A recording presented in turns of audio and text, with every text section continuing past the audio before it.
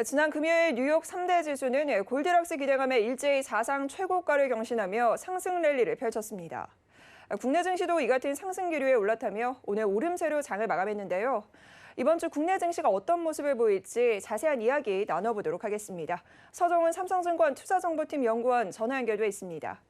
연구원님, 바로 제가 질문 좀 드려볼까 합니다. 오늘 국내 증시가 일제히 상승세를 나타냈습니다. 코스피와 코스닥 모두 저점을 조금 높이면서 상승 흐름 타고 있는데 오늘 시황부터 짚어주시죠. 네, 지난주 금요일 발표된 미국 고용지표가 시장 기대치를 충족했습니다. 당일 미국 증시도 상승으로 반응했고, 오늘 국내 증시 또한 해당 기류를 이어가는 모습입니다. 6월 미국 고용시장은 큰 폭의 개선세를 보였습니다.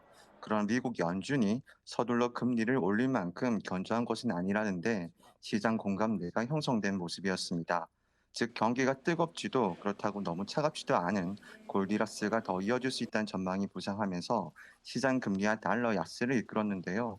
이것이 오늘 국내 증시의 주된 상승 요인으로 보이고 있습니다. 외국인도 선물 시장 등을 통해서 두드러진 매수세를 보이고 있다는 점도 긍정적으로 볼 수가 있겠습니다. 네, 오늘 국내 증시 미국발 훈풍의 흐름이 좀 좋았고요. 아무래도 지난 금요일 미국 주요 3대 지수가 일제히 사가상 최고가를 경신했던 부분이 유효했던 것 같은데 최근 이처럼 미국 증시가 상승 랠리를 보이고 있는 이유 어떤 것들이 있을까요? 네, 두 가지 측면이 있겠습니다. 첫째는 경제 활동 정상화 기대감입니다. 델타 변이 바이러스에 대한 우려가 잔존하고 있지만 미국은 꾸준한 백신 접종률 증가를 바탕으로 경제 활동 정상화에 한 걸음씩 나아가고 있습니다. 아직 개선의 여지가 많이 남아 있다는 점이 투자자의 위험선을 현재 자극 중에 있습니다.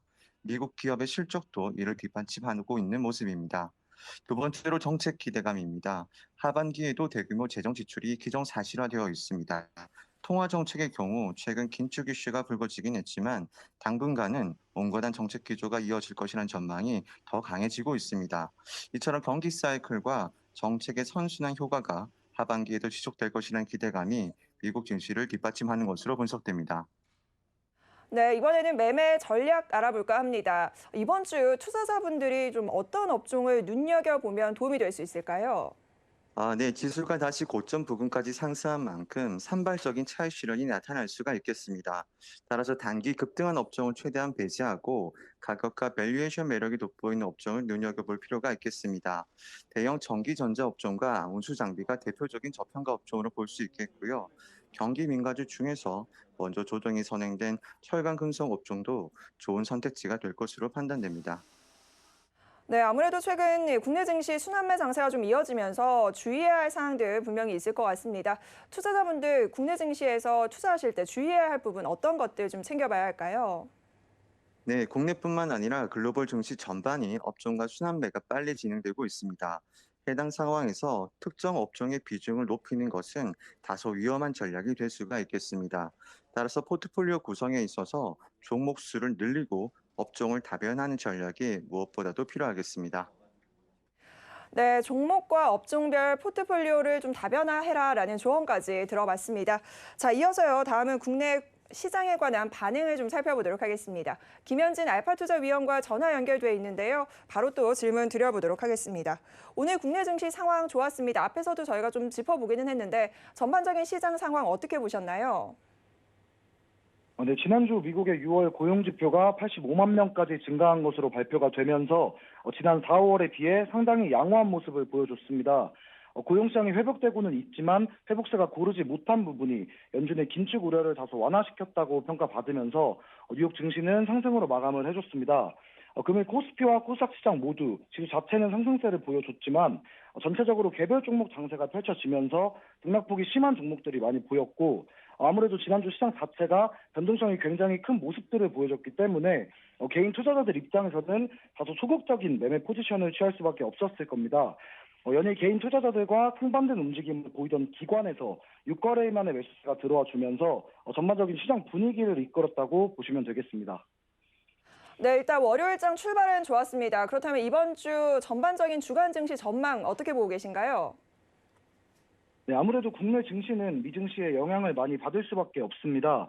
미국의 고용 지표가 서프라이즈를 기록하고 다른 경제 지표들 역시 양호한 모습을 보이고는 있지만 단기적인 안도감일 뿐 연준의 정책 불확실성이 완벽하게 해소된 것은 아닐 뿐더러 현재 델타 변이 바이러스의 확산으로 신규 확진자 수가 계속해서 증가하고 있는 부분은 시장에 예민하게 반응할 수 있습니다. 특히 이번 주 삼성전자와 LG전자를 시작으로 본격적인 2분기 실적 시즌이 시작되는데 실적 호조세에 대한 기대감은 이미 상당 부분이 시장에 선반영되어 있습니다. 오는 7일에 공개되는 FOMC 의사록 내용에 따라서 앞으로 시장 방향성이 정해질 수 있기 때문에 호실적은 보이는 종목들의 공격적인 매수 태세를 취하기보다는 현재 변동성에 맞게 다소 보수적인 관점으로 시장에 접근하시기를 추천드리겠습니다. 네, 오히려 기대감이 반영된 이 실적주보다는 변동성에 맞게 보수적인 관점으로 좀 접근해라라는 말씀을 주셨는데요. 자, 그렇다면 이번 주 어떤 업종에 관심을 좀 가져봐야 할까요? 네, 일단 첫 번째로는 메타버스 관련주입니다. 오늘 한국저작권위원회가 국내 공공기관 최초로 가상 공간에서 발대식을 진행하는 일이 있었습니다. 뿐만 아니라 남양주시는 자체단체 최초로 행정에 메타버스 기술을 도입한다고 전했고 많은 IT 기업들 역시 코로나 사태로 인한 재택근무에 메타버스 기술력을 접목시키면서 더욱더 시장의 열기를 불어넣어주고 있는 만큼 실적과 재료가 저은 업종을 본다면 단연 메타버스 관련주 관심 가져보시는 게 좋겠습니다.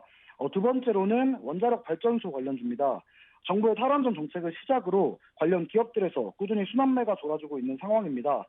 최근 정부가 8조 원 규모의 체코 원자력 발전소 수주를 추진한다고 전하면서 다시 한번 수급이 돌아주고 있는데 이번 주 관심 있게 지켜보시면 되겠습니다.